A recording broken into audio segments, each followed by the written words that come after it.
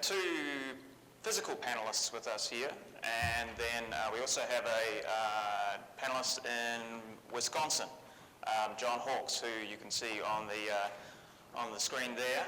John is Skyping in from Madison. Is that right, John? Yeah, that's right.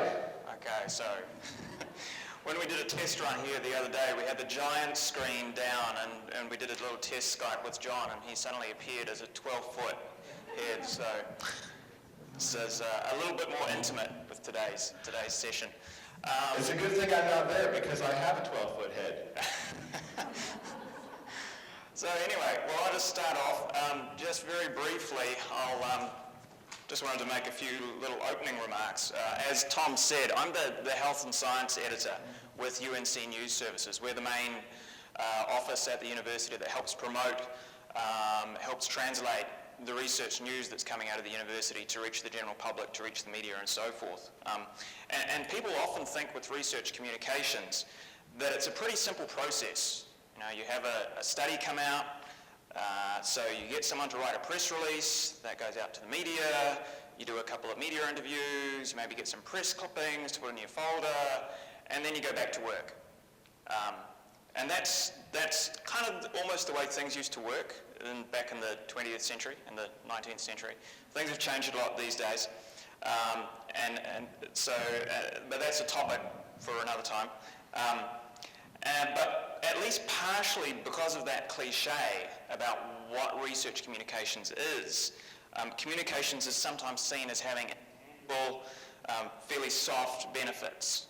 You know, sharing information, maybe improving image, enhancing reputation, either your lab, your work, the university, your field, whatever. And those things, they do have value, and they have benefits, but they're kind of hard to quantify. And certainly as researchers at a place like UNC-Chapel Hill, I know researchers value proof, data, and evidence. And so if you're trying to quantify those soft benefits, it's a little bit hard to do that. Today's panelists, they're here today to share their experiences of communicating their research or incorporating elements of communications into what they do. And they are able to offer proof, data, and evidence that communications does have tangible benefits that can directly relate to your career.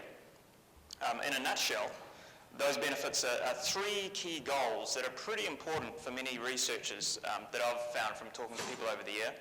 Those three things are new ideas, money, and tenure. So to kick things off, first of all, we have Maureen Berner. Maureen is a Professor of Public Administration and Government in the UNC School of Government. She's an active researcher and teacher, and also heads the North Carolina Hunger Project, which documents and evaluates the prevalence of hunger and food insecurity in the state. Basically, she looks at food banks. And in order to better inform stakeholders and wider audiences about her project's work, Maureen began working with photojournalist Don Young, who's also here today in the audience, in an attempt to kind of put a human face on her research and make it easier to illustrate the key issues when she was talking with stakeholders, talking with policymakers and the like. But not only that, not only did it put a human face on her research, Maureen found that when she started looking at the photos, she saw things in the photos that she hadn't realized from just looking at the data. And it opened up new avenues to her, new avenues of research, new avenues to explore, and new projects. We also have Richard McLaughlin. Rich is a Professor of Mathematics in the UNC College of Arts and Sciences. In the summer of 2010, last year, as the BP oil spill crisis gripped the nation, Richard and his colleague Roberto Camasa, they realized that they could help explain an unusual phenomenon that was going on in the Gulf of Mexico. I don't know how many of you remember the giant underwater oil plumes that were forming and causing concern about the damage they could cause to the environment. Anyway, basically, Rich and Roberto turned out they had a short little video that could help explain what was causing this phenomenon to happen. And I worked with Rich and Roberto to kind of spread the word about that video to media. And that was a key thing about how science can not just tell you what's happening, but it can show you what's happening. And that helps the public, particularly, get a better idea of things that might be a bit hard to get their heads wrapped around. So Rich will talk about that. John Hawkes, who's joining us from Wisconsin. I heard John speak at a fabulous conference that's actually held in North Carolina every January called Science Online. And John is an associate professor of anthropology at the University of Madison, Wisconsin. And he's an active science blogger. And by blogging, I don't mean in a pejorative sense. John will discuss how blogging and his outreach work has led to new research projects, collaborations, speaking invitations, publishing opportunities, and appearances in documentaries. And he will also share how he helped get institutional support for his blogging at his university and was successful and able to use his outreach and communications work in his tenure application. And the university recognized the value of that.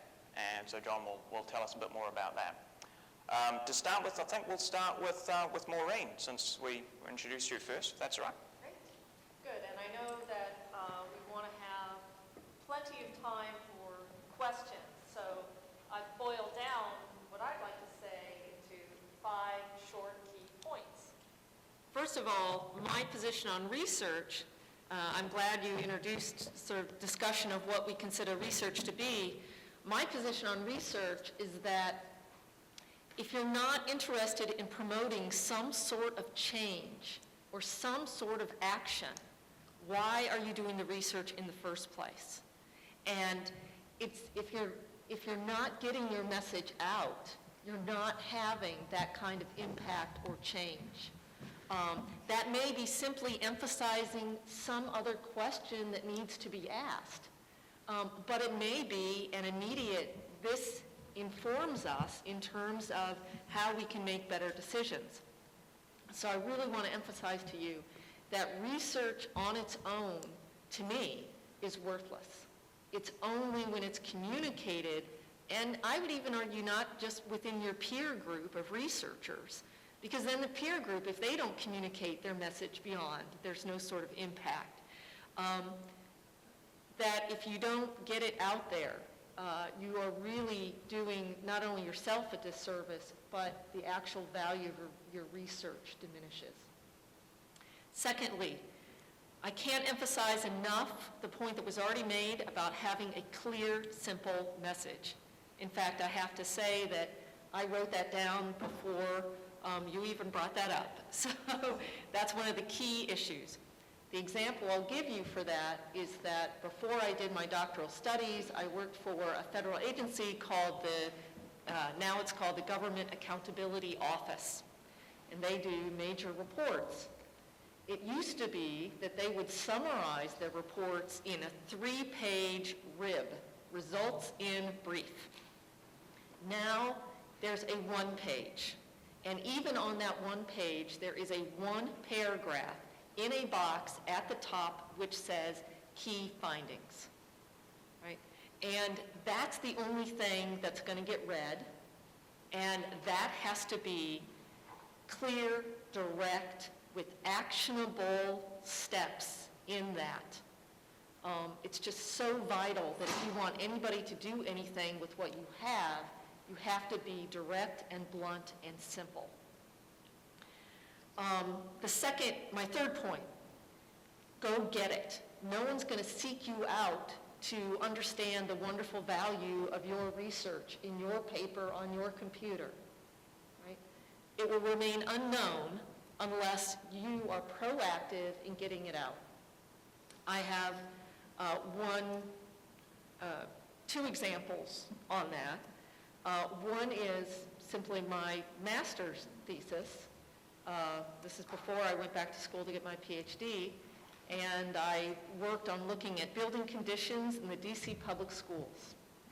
And I found that kids in a rotten school do worse on standard achievement scores, controlling for all other standard factors, than kids who are in a better school.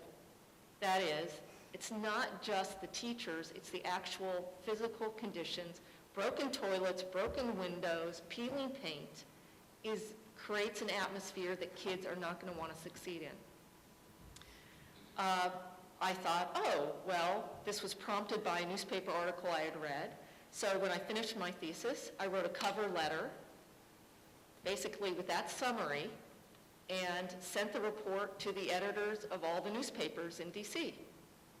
Didn't hear anything back. Middle of the summer, front page on the Metro section, my study, about this. And of course, all the people were criticizing it and things like that. It's like, wow, this is really cool. But then it went on, the television stations picked it up, and then other stations and other places in the country started calling me. And I was like, man, this wasn't that big of a deal. I didn't think it was that big of a deal, but it ended up being a big deal. But you have to get your own message out. My fourth point, you need to demonstrate and connect what you're doing to something that is important to people today. You have to somehow demonstrate the impact in today's world if you want anyone to pay attention to it in today's world. That's even if you're talking about something that's not going to happen for 5 decades. But if you want to have an impact on prompting some sort of change today, you have to relate it to what people are doing today. Lastly, outreach doesn't just get your research out there. I've discovered that it actually informs the research, and I would consider outreach to be research. It's only by going out and talking to groups about my hunger research that I've had people come up to me and talk to me and say, wow, it would be really great for you to look at some of the data we're gathering. And I'm like, oh, well, what do you have? I'm like, oh, well, we have all of our individual client records for 15,000 people going back 5 years. I'm like, oh my God. And it's electronic? They're like, oh yeah, it's electronic. Like, gold mine. Well, that never would have happened if I hadn't been giving a luncheon to a group of practitioners about the issues around hunger in North Carolina. So that turns around and actually gets me to look at different things. Or they tell me I'm doing something wrong, I need to look at something else. So consider outreach to actually be part of your research. And I have to tell you, in terms of tenure, it has only been like total gravy to be able to show that your research is actually having an impact. It's been wonderful. Thank you. Great. Brilliant. And right on the 5 minutes that I told them they would have to talk. So next up, Rich. And Rich has a short video and a couple of slides to show. So just how do you want to kick off? So thanks, Patrick. I guess what I have to say is just sort of a story of what happened with our work. We'd been performing experiments in a closet for 10 years or so that had to do with how fluids interact with other fluids. And it was some very interesting behavior we were exploring. We were quite excited about it, but as I'm a mathematician, so I sort of never really imagined that anybody would really, outside of the people that we know and interact with, would pay much attention to this.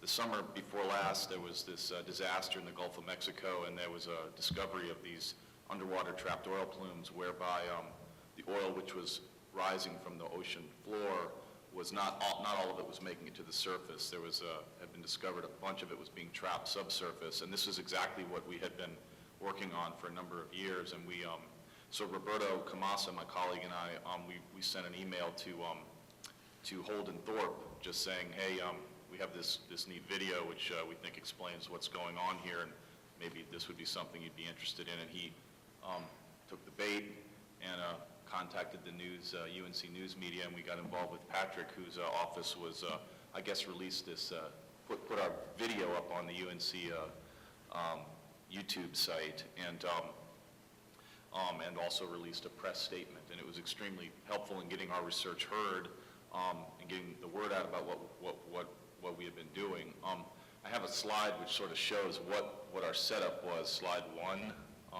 Maybe I could show that first. Next one over to the right. the Adobe, yep. Yeah, so this is what we had been looking at. We have, so it was a great point earlier about, keeping your language and your lingo simple. I would call this a stratified fluid with a sharp thermocline. And in fact, I think I used such language on CNN when they talked to us about this, and that was probably not a good idea. But basically what we have is heavy water that sits below light water, like happens in the Gulf of Mexico and oceans. And we had been studying what happens if you drop stuff into this, or if you release light fluid like from the bottom, like oil, into this. And it was just a fascinating topic. I was looking at this problem when I was in Utah. I would come down from the mountains. My first job was in Utah. I'd be skiing, and I'd drive down. There was strong thermal inversion in the winter, and you'd see this very sharp smog layer. And it almost appeared like it was sharper and more focused as you drove down through it than when you got to the bottom. I was sort of intrigued by this. When I moved here, we started doing experiments on this problem in a closet. We didn't have a large lab. We since moved to a very, very wonderful facility, thanks to support from the chancellor and from the University of North Carolina, the people in North Carolina that built that helped support the bond referendum that built this Carolina Science Complex. But what we were doing these experiments in this closet, and basically we were just seeing strange things which would happen. So you could show the YouTube video now if you wanted. It was basically that depending on the type of fluid you released, the stuff could actually get trapped, even though it was lighter than all the fluid in the tank. So the first experiment is showing this is an alcohol jet. Alcohols can mix with water, unlike oil, and it fully traps. On the other hand, if you release untreated oil, it can actually escape to the surface, and the video, when you drag to the end of the video, you'll see that an oil jet escapes to the surface.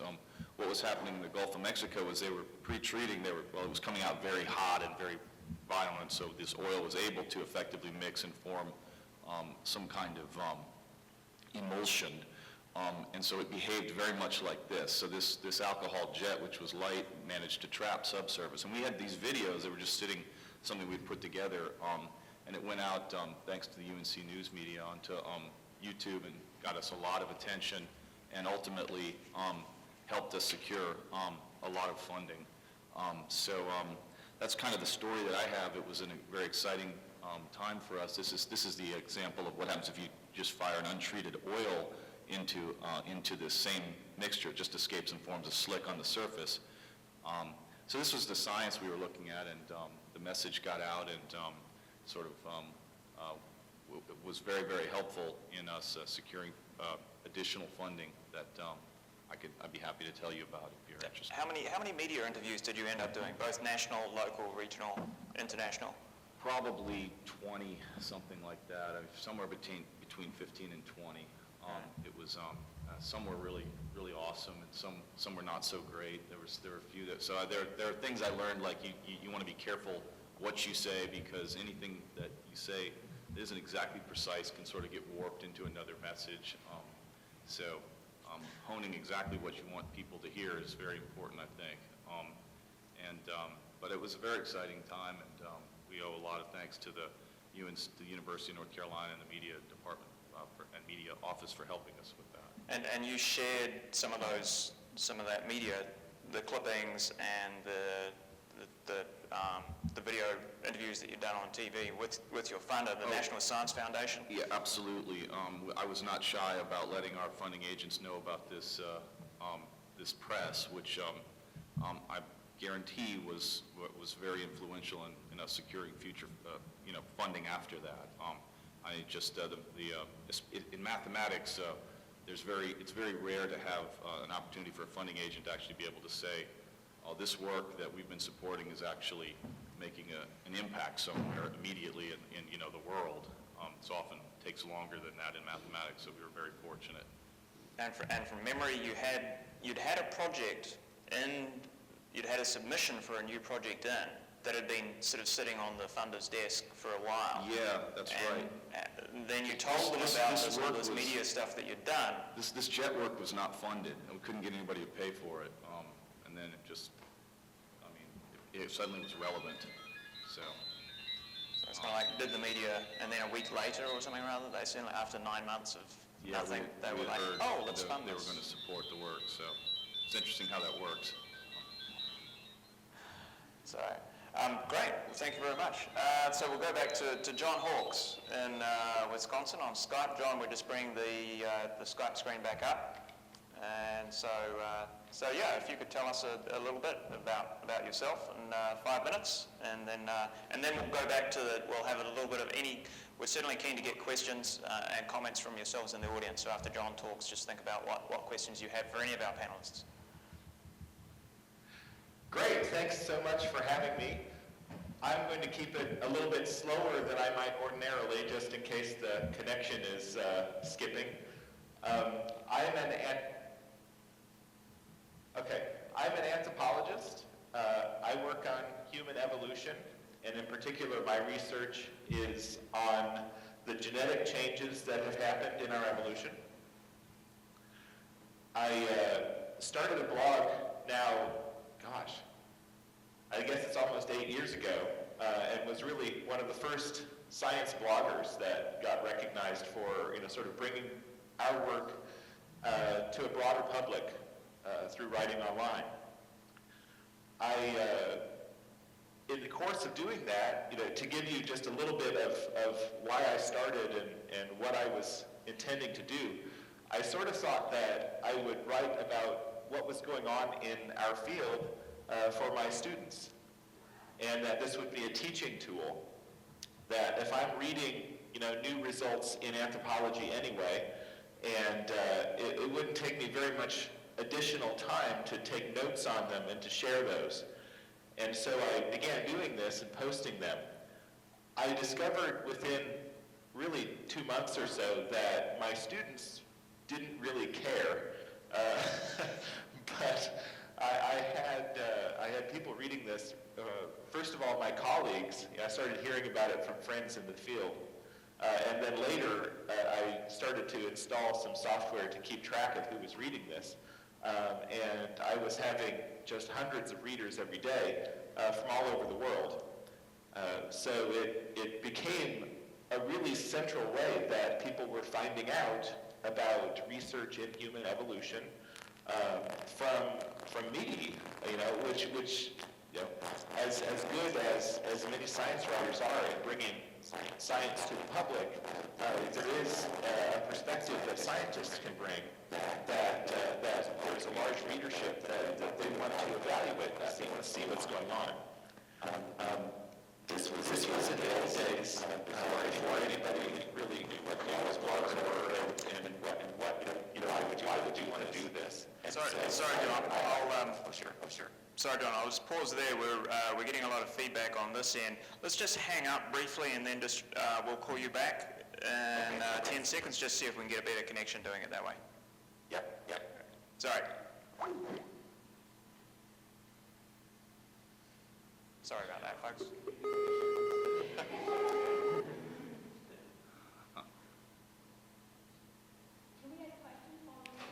Okay. Yes. Yep. We got you back. Okay, great. Well, I can tell it's a different connection. We'll see if it's better. Okay, so to continue with, I got invited to join you guys here today because, basically for two reasons. One is to talk about how writing, and especially writing in this way, this really public, online sort of way, has created opportunities for me. And the other is to share some of the strategies that I used to get my university to recognize the effort and to sort of take into account the effort of outreach as they evaluate my work. So just to give some highlights, obviously if you're writing a lot and have any skill at it, you become a really important resource for people who are writing about, other people who are writing about your science. And that's initially what happened to me. I started to hear from a lot of science journalists who were following up on new discoveries in anthropology, who were trying to report on it, and who wanted to have more of more of a perspective, more of a background to go on. And as they were looking for information, they would find things that I'd written about the field. And so I became a contact for a lot of journalists that way. That has some real positive impacts. And I've tried to reinforce those as much as I can as positive impacts that affect the field. One of the things that I do is I write a lot about other people's work. And initially, this is sort of like a journal club. I'd write about what people were doing. I'd, talk about, what I thought about it, give some critique about it. And that became a really important conduit for people to find out what was going on in the field. A lot of my colleagues, around the country and around the world, first heard about who I was because of something I'd written about them. That has its risks, if you're writing something critical about somebody, but it also has real benefits. It's resulted in me being invited to a lot of international meetings that I wouldn't have known about. It has led to collaborations in unexpected quarters. Last spring, for example, we do work on the Neanderthal genome and which genes are shared between Neanderthals and living people. Last spring, I was contacted by a research group who are trying to find the genes that explain variation in muscle in humans. And they said, our grant officer told us we should get in touch with you because we think you might be able to help us, because some of these genes might have some information in our relationships with earlier hominids that would help us to understand what they do. So it's a case where you don't know how to predict what contacts you'll come across, but being able to bring your work to a broader public gives you the opportunity to evaluate that much more than you would have otherwise. To talk about what the university sort of, how it's reacted to what I do. My university, the University of Wisconsin, has always been very supportive of my outreach efforts. They've responded really positively to that. One of the first people in the administration who sort of reached out and said, wow, we really like what you're doing, was my dean. So it has been very heartening from the start that they that they like this. But when I came up for tenure, which is now 4 years ago, this becomes sort of a question. You're spending a lot of time doing something that is not peer-reviewed and isn't, formally recognized as the kind of stuff that we usually sponsor. How do you quantify that? And my mentors and my department and I really talked about this a lot, and we came up with some strategies that have been, I think, very successful and broaden, I think, really, really easily to other people's fields and experience. One of the key findings that we started with was that every university has a mission statement. It's the sort of thing that university administrators do, is come up with their mission. The University of Wisconsin's mission involves 4 components, and I don't think that they're especially unique. I think that probably every mission statement of a university has something like this. The 4 components are excellence in research, serve underserved communities, advance internationalization, and promote the Wisconsin idea. And the Wisconsin idea is about outreach to the state. It's about making our work matter in the context of the state of Wisconsin. And so as we thought about how to quantify what outreach efforts are doing, I thought deliberately in terms of showing the ways in which my outreach efforts met the university's mission statement. And for those 4 categories, of course, with research, it's creating ways that I am involved in research that I wouldn't have otherwise. And it's sharing my research with the funders and with the rest of the field. In terms of underserved communities, the internet has become one of the major ways that underserved communities are joining together and are finding other people with common interests. And for me, I'm serving a community of professionals and interested people that want to go deeper into finding out about my science, the science of anthropology, but don't have an easy outlet for that unless I'm doing what I do.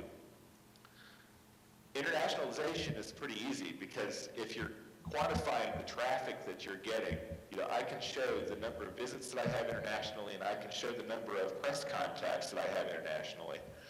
And the Wisconsin idea, that has to do with making contacts within Wisconsin. And so if I'm giving advice about how to do this stuff, and I'll talk a lot more outside of the quick introduction.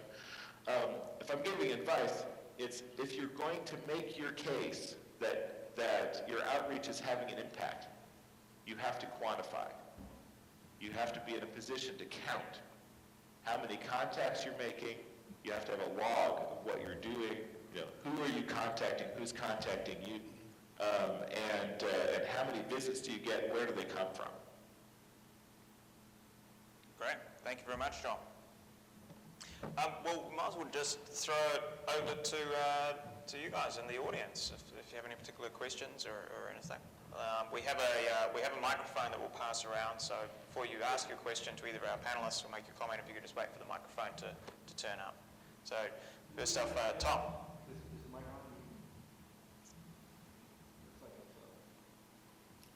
Maureen, Yeah. I understand that you use photography as an adjunct to your outreach efforts. Can you tell us a little bit about that? Because we haven't talked about that particular medium yet. Yeah, and that's great.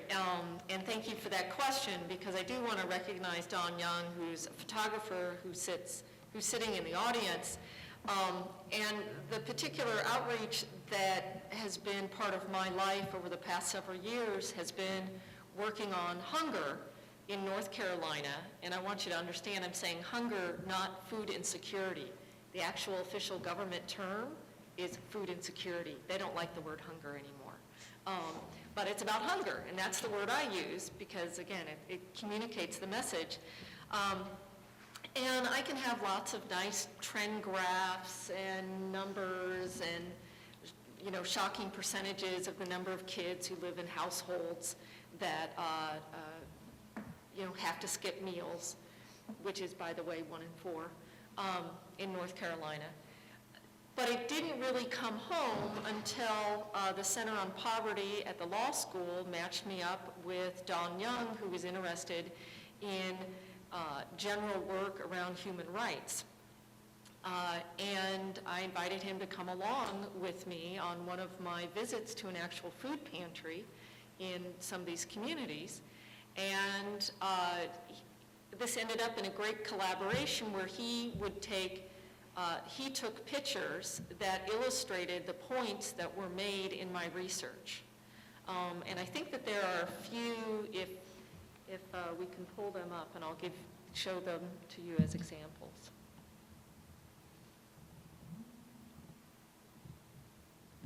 This is Betty Deems, and Sure, I'll just pause there. Holden, can you also turn the web camera towards the screen so that John can see what we're looking at? The web camera is right beside the laptop there. John, can you just tell us when you can see the screen? Yeah, I got it, thanks. Great, thank you. Sorry. This is Betty Deems, and again, I have a lot of research talking about who's providing the food and where, but I can't summarize it better than Betty Deems, who's 80, who runs a food pantry out of her tobacco barn. And so she's the one who's actually running the food pantry. She's not the one receiving the food. And it backs up the research that I have that shows that this is really primarily based on a culture of personality of individual, mostly little old ladies, who have taken it on as their life's religious mission to provide food to the needy in rural areas. And so her story just illustrated all the points in the research and made it real. There's another one. This is Helen. Dawn, help me. This is Helen, and I'm just pardon me? Wendy Nelson, I'm sorry. Wendy Nelson. And Betty Deems, by the way, was from Farmville. And Wendy Nelson is from Ayden, North Carolina. Again, she's the one who runs the pantry, and it was founded by her father.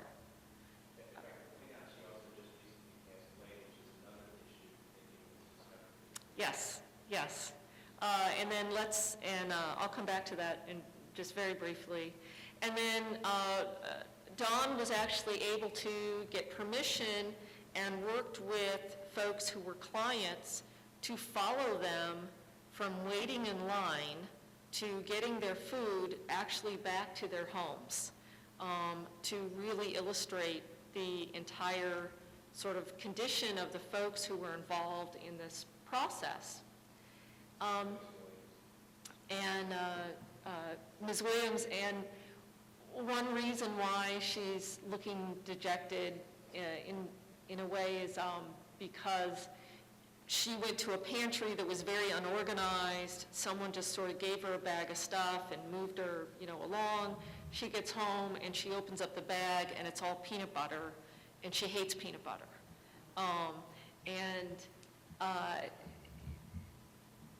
These three pictures, if you look at them, what's the commonality between these three pictures? And we have thousands of these. What do you see? They're old, okay? Most of the literature and the emphasis on poverty tends to bring up issues of the single mom with a bunch of kids, low education, etc. This runs entirely counter. All these images run entirely counter to that belief, and then my numbers backed it up. That this is being run by the elderly, and a significant portion of the folks who are receiving this are the elderly. And they're already in the government system. So this was a way in which my collaboration with Dawn made me change the entire focus of my research away from individual characteristics, which everybody wanted to know, what percent are black, what percent are, have this level of education, how many kids do they have? Well, the big issue has to do with capacity, because the people who are running these are in their 70s and 80s. And like the lady that you saw before, when they pass away, which, by the way, when Dawn took the portrait, she took a break. She was taking a break going to a cancer treatment. How are we going to deal with this issue when the capacity is based on such a fragile base? And there's a lot of other ways that it tied in. But, so in addition to informing my research, oh man, people love these images behind the research because suddenly it comes home. So this has opened many doors to us. Unfortunately,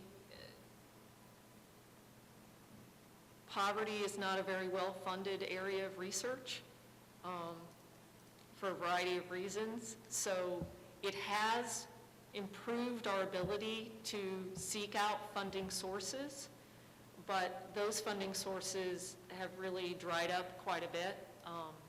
And so it's a real challenge to do this. And so I've been really grateful for Don because he's volunteered far more time than I could ever pay him for. So.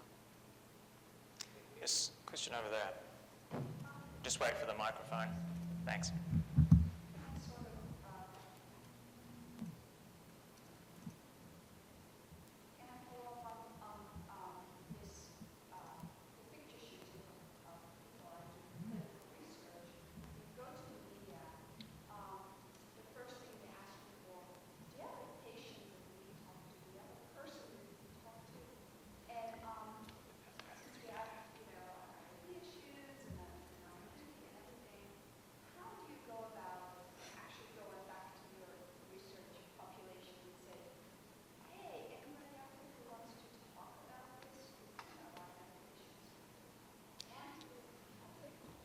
It might be, and I'm not as familiar with the specific IRB constraints within sort of a specific medical study.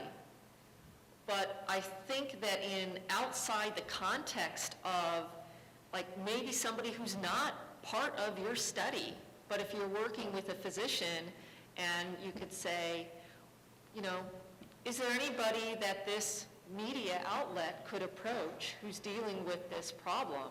It's not part of your research. Does that make sense? But those interviews and those comments and their willingness to participate are outside of your research, but can illustrate the issues around the research. I also think that it's really not that difficult if you even include in the initial IRB requests sort of a specific indication saying you may ask if somebody would like to participate in a more in-depth case study, be willing to talk, and have put that forward with the IRB in the beginning. That's sort of my advice, is either separate it from the research and work directly get the media to work directly with that community, or bring it in from the very beginning and make it part of the research agenda.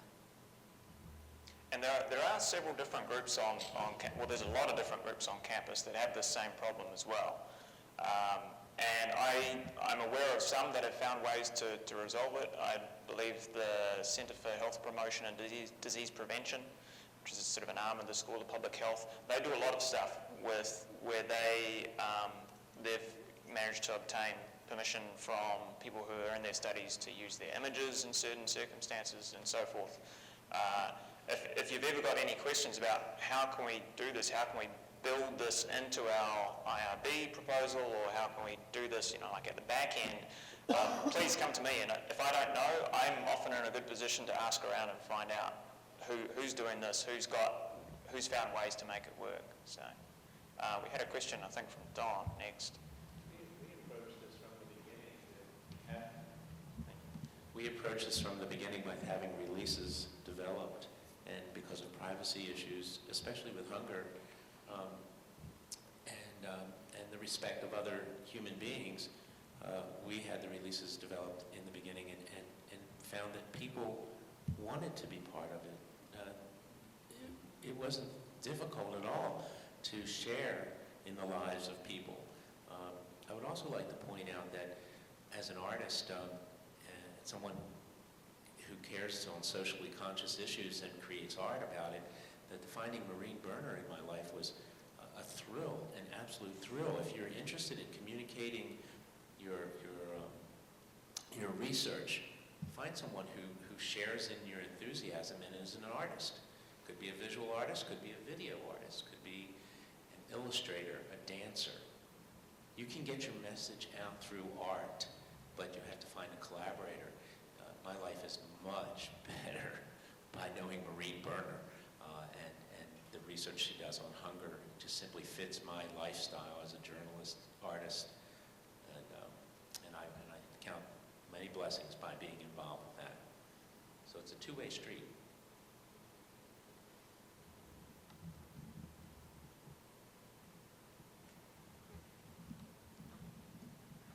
So I think at the beginning, someone started with know your audience, and I struggle with the fact, so you have the peer group, which is really, really tiny, and then all of the talk today seems to be everyone, the public. And I feel like some of the work that I do are with child welfare, and related to privacy, right? So it's sort of, you want to reach more than your peer group, but you don't want to get the attention of everybody paying attention.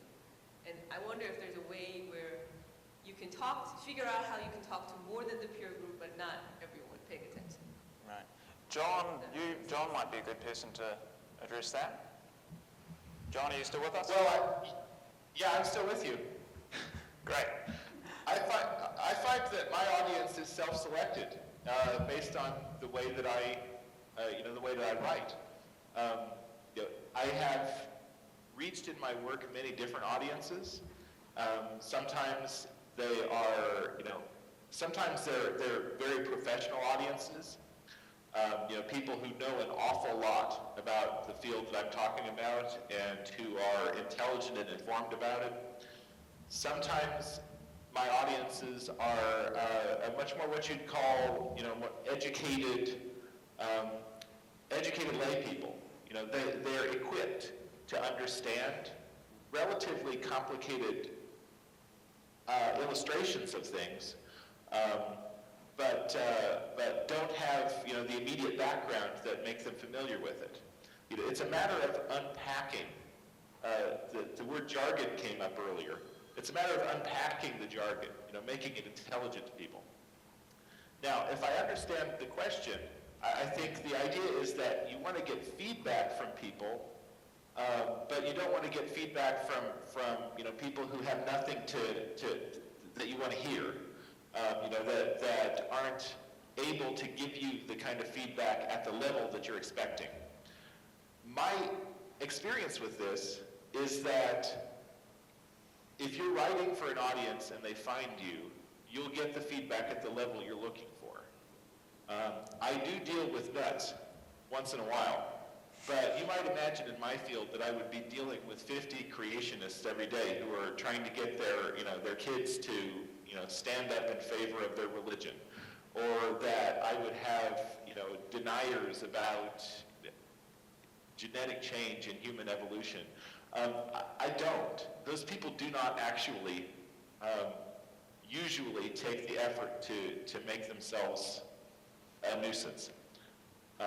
So although I get 10,000 readers a day this month, it is by no means an overwhelming amount of feedback that I get. Actually, I just realized your answer clarified my question. So because I'm in child welfare, I don't care of other audience. What I don't want is the public spotlight, because it's sort of a difficult issue that we're all working on. And you kind of need to go deep into figuring it out, and we're trying to work beyond the peer group. But what we don't want is, while we're working on it, have the public spotlight on us and hit the news of what's going on with different issues. So this is where there's a special group that I want to exclude, which might be what a lot of what we're talking about. But I want to and I was wondering if you have any advice, because in a way, my research, our goal is to not hit the news. Right. Because then the people that I'm working with shy away because of privacy. They're like, okay, I don't want to work with you because you're everywhere. Right. Well, maybe Maureen and the briefing documents that you used to have to pull together for that. Yeah, I actually, what I would say is to better identify who it is that you think would bring value into improving your research. For example, practitioners who also are very aware of the potential negative spotlights that would come at it, but they would, I think, be thrilled, or they already are, with knowing what you're doing and being involved in it. And there are so many practitioners out there who have no connection to the university whatsoever. It really is the ivory tower issue.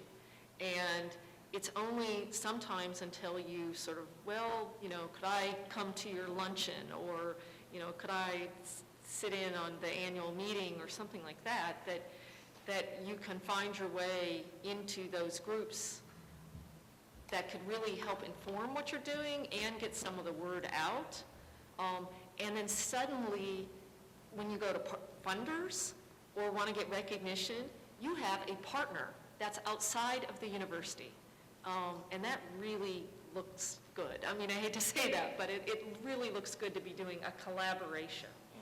And a key part of what the practical part of today's workshop with Helen and Tom will be focusing on is identifying who are the people that you're trying to reach. Who are the people that you want to reach? And the audience, I think no matter what the audience, you still do and this is just a personal view. I'm a strong believer that you can still eliminate a vast amount of jargon and have a message, essentially the same message and the same key points that you can use with any audience. Whether it's a funder, a policymaker, to get once you develop these communication points, get them to do double, triple, quadruple duty so you're not having to reinvent the wheel every single time. but still knowing, I think the difference comes in knowing what's going to be the most important point to your audience. What's most important for a policymaker is going to be sometimes quite different to what's important to a stakeholder, and often what's very different to what's important for a solo parent. I'd like to also emphasize the benefits of what the university is working on in terms of engaged research, because this sort of collaboration can suddenly turn into, I've found, for example, data sharing, or venues that would be willing to distribute surveys for me. I'll tabulate the data, they'll use it for strategic planning, I can use it for an article, and then together we can put together a funding proposal for something else. But I go into it with the idea that I'm going to try to give something of value to them. That's, again, is part of the impact. This question over at the back. Thank you. This is really great discussion. What are your thoughts on the topic and delivering a message? Your thoughts about the presentation of numbers, shall we say, or statistics giving, which I find often can be bombarding. And I guess, how should I put this? Perhaps it depends on the audience, but are there rules of thumb, perspectives that you have on what kind of statistics or numbers are more effective or useful than others, or how much, if any, is really good to have, or how should that be unpacked, if at all, in a message? So I know it probably depends on a lot of things, but any general considerations in how one thinks about that? I could just answer it with one example that I would say it probably depends a lot on the context and what the particular issue is that's being addressed. For us, there was a huge statistic during the oil spill, which was the volume of oil which was being released. A very quantifiable number, a number that, well, it's actually not so easy to for a given person off the street to know what a barrel of oil is, right? How it's 50 gallons or something like that. But there was huge variation in the discussion about how much of oil was being released. On the one hand, you had the oil company suggesting it was on the order of 5,000 barrels a day. The fluid dynamics community was saying, no, it's much greater. It's over almost 2 orders of magnitude bigger than that, and some people were saying. And so there was a huge variation. So when you have a statistic like that being discussed, it's pretty natural to bring numbers into the discussion. Or if the statistic is yes or no, for us in the case where the debate was there are no oil plumes forming, as BP was saying, the executives there, and we could just say, well, that's just ridiculous. We could say statistically, yes, this is happening, or no, this isn't happening.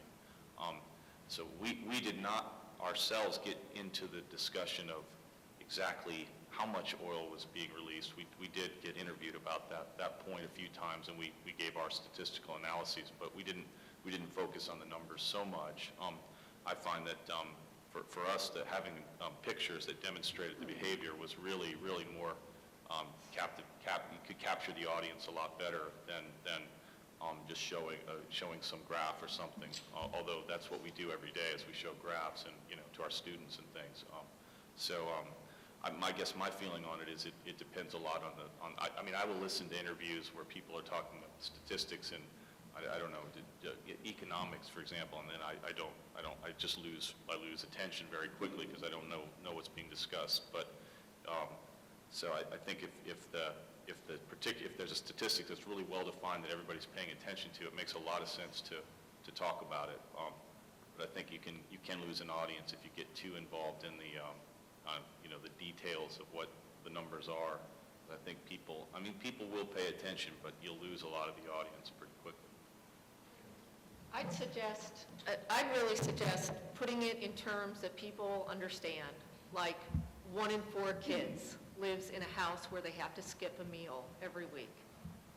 Something that people could really relate to. Or if you're talking about something like, mental illness, and you could say, well, if we take this table, and that table, that represents probably, there's at least that many people in this room who suffer from a mental illness. I mean, put it right in there, something really concrete that they can say. I would also encourage you to have confidence in what you say. Say, you've done the research, you know the evidence, just say it. Say, no, that's ridiculous, that's impossible. And then if people pursue it, then you can get on. I also recommend never trying to say statistically significant, or there's a statistically significant difference in the P something value. Forget it. Just say there is a significant difference and it is due to X. And if somebody asks you about it, you can say, I'd be happy to go over the specific statistical results with you after the whatever. Does that make sense? Stick to the message, stick to the message. It's the economy, sorry. No, it's fine, that's great answers. I think we've got time for one more question, if there is one. Peter. I don't need a microphone, I just talk loud.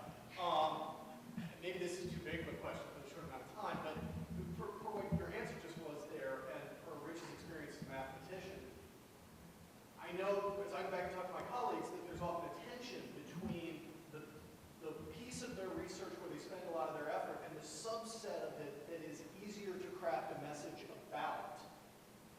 How do you, in your experience, the panelists, balance that tension, that there's a lot that you do that isn't easy to communicate and make a nice message about? Well, I spent 20 years or so working on this stuff with never any contact with anybody, and it was suddenly opportunity knocked, and we just decided that we should not be shy about this. Like, hello, Anderson Cooper. Let me clarify my question, Rich, with apologies that he and I used to have the office next door to each other. So what I really mean is that you do a lot more than this specific problem. Yeah. Right? You work on a lot of other problems, you do a lot of detailed mathematical analyses and experiments that don't just generate this easy story. How do you feel about that? Well, it's, I think that, I feel good about it. I think that there's, the fact that we have any work of ours that has any relevance that people are interested in is a really, really good thing. I think it's also having that little bit of relevance helps to justify what we're doing. That's exactly it, because suddenly I'm like, wow, this is a direct application of all this 20 years of work that's going to have a major impact on understanding this huge natural disaster. So suddenly I'm like, wow, that's 20 years of work. That's really cool stuff. That's worth funding. So, I think we still have to do the day job. We have to, get up at the blackboard and compute things that nobody's going to really care about but ourselves, even though that's sort of the backbone of what's going on. I think spending some time on trying to spin your research so that it has some impact to a greater community than you're working in is just seems natural and important. It's not going to be the center thing of what we're doing, but when we have the opportunity to talk to people, we're definitely going to take it. John, in our remaining 45 seconds, did you have anything you wanted to add to that? Well, I would say, as a researcher, my priority is to do good science. But look at Google. Their priority is to, make great software. Oh. Sorry, Duke.